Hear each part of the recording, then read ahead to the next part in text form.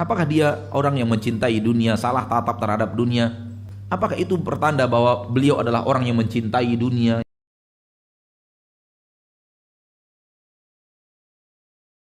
Assalamualaikum Ustaz. Apakah saya termasuk orang yang mengejar dunia apabila saya membuka warung untuk kebutuhan hidup? Ini pertanyaan dari Umahat Ustaz ya.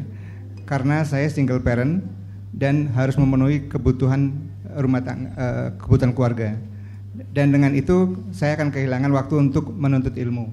Bagaimana solusinya Ustaz? Wah, ini terlalu mendalam. Terlalu mendalam mengambil pelajaran ini. Ya, terlalu mendalam. Kita tadi mengatakan, kerdilkan dunia di hati. Ketika mengkerdilkan dunia di hati, itu tidak wajib harus mengkerdilkan, mengkosongkan dunia dari tangan. Silakan di tangan banyak atau sedikit tergantung yang Allah mudahkan. Namun hati jangan besarkan. Sebesar apapun nikmat yang Allah berikan kepada kita, jangan anggap dia nikmat yang besar. Nikmat yang besar itu di akhirat. Sebesar apapun kenikmatan yang kita lihat ada pada orang lain, jangan anggap itu nikmat yang besar. Itu kecil.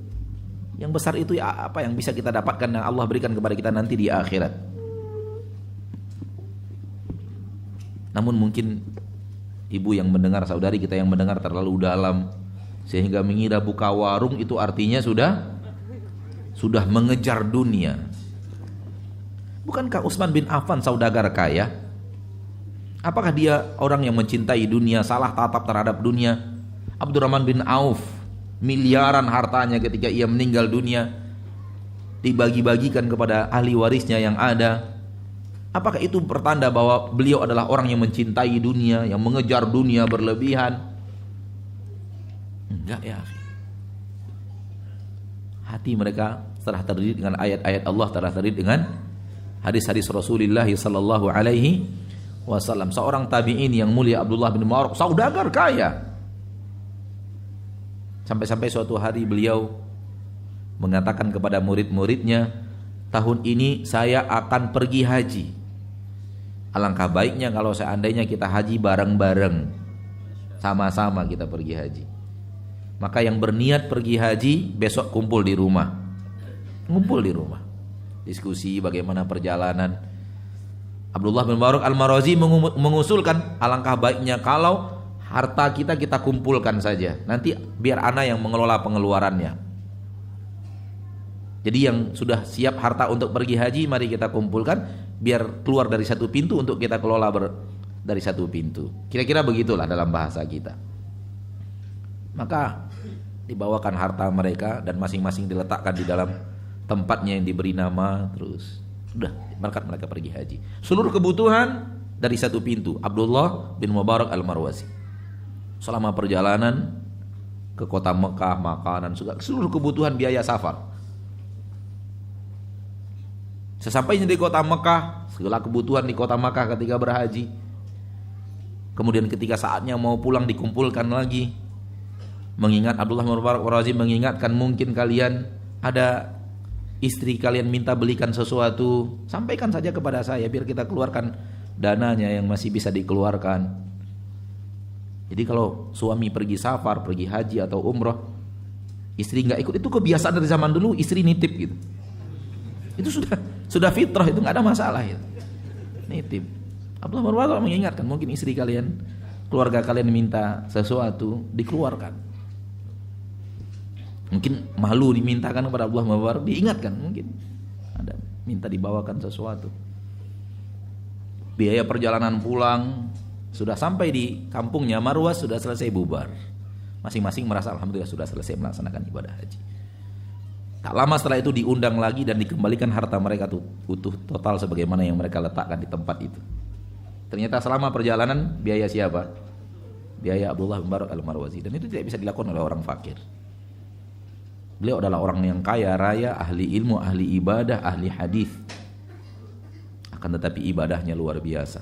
Hatinya tidak membesarkan dunia. Ini yang kita tiru daripada kehidupan kaum muslimin yang dilapangkan hartanya oleh Allah Subhanahu wa ta'ala. Istri Abdullah bin Mubarak Al-Marwazi mengatakan beliau orang yang rajin puasa. Padahal kita fakir nggak rajin juga puasa ya. Beliau kayak gitu kayanya rajin puasa. Kita aja kekayaan kita seperti ini malas puasa. Berarti kalah kita sama orang kaya yang seperti Abdullah bin Mubarak Al-Marwazi rahimahullah. Dan satu lagi istrinya mengatakan beliau itu tak pernah makan makanan lezat kecuali bersama tamu. Jadi walaupun beliau kaya bukan menikmati kekayaan di rumah. Orang mungkin mengira Abdullah bin Mubarak Al-Marwazi ini pasti hidupnya bergelimang dengan makanan-makanan lezat. Istrinya mengatakan enggak, beliau hanya makan lezat dengan tamu.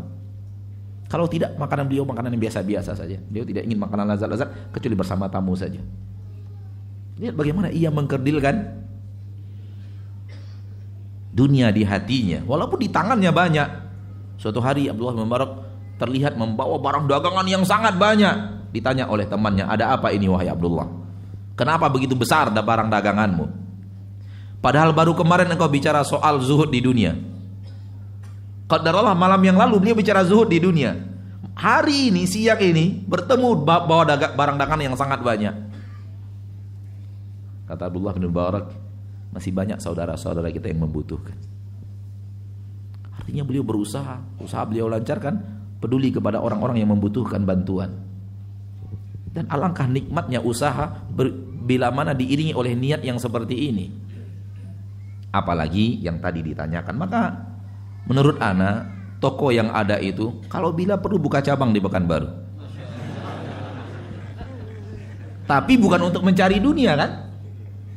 Bukan untuk membesarkan dunia, tapi yang namanya usaha, hal yang normal kita ingin kembangkan, kita ingin besarkan, kita ingin, nggak ada masalah itu. Wallahu a'lam. Lanjutkan. Assalamualaikum. Assalamualaikum. Kebanyakan manusia saat ini Ustadz yang di Jabodetabek dan sekitarnya dan kota-kota besar itu bekerja 8 jam sehari ditambah dengan perjalanan dan lain-lain, membutuhkan waktu 11 jam bahkan sampai 20 jam sehari. Bagaimana agar waktu-waktu tersebut bisa selaras dengan tujuan akhirat dan tidak salah dalam menatap dunia? Para ulama mengatakan al-mubahat ma'an nawaya salihat takunu ibadat. Ambil kaidah, ambil jadikan sebagai kaidah.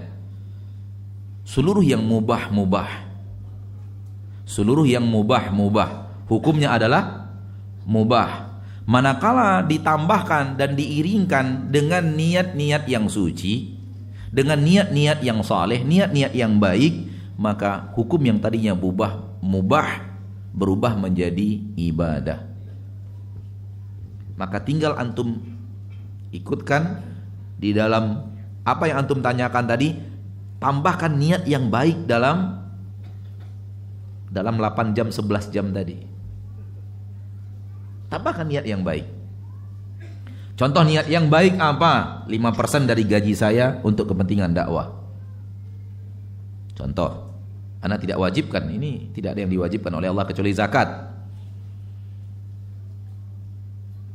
Kalau ada niat itu saja, tambahan niat yang baik, 5% dari gaji, murni gaji saya untuk kepentingan dakwah, dan setiap bulan antum keluar 5%. 5% itu kan tergantung tergantung yang kita dapatkan. Gak mesti 5% itu sedikit atau banyak, itu kan tergantung. Masih ada sisanya 95% dari gaji yang bisa kita nikmati dalam kehidupan kita. Hanya 5% di luar zakat setiap bulan kita keluarkan.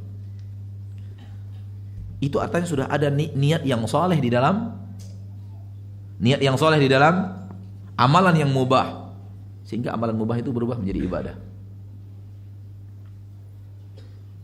Maka orang yang mencari nafkah untuk niat yang saleh, mencari nafkah yang halal dan menjauhkan diri daripada yang haram dan syubhat, mencari nafkah yang halal untuk dinafkahkan kepada anak dan istri, dan yang haram akan dia tolak karena dia ingin mencari yang halal, juga niat yang saleh, sehingga perginya antum dari pagi hari, pulangnya di malam hari atau maghrib atau isya, itu adalah ibadah kepada Allah Subhanahu wa ta'ala. Tambahkan kepada kebiasaan harian itu niat yang saleh. Nah,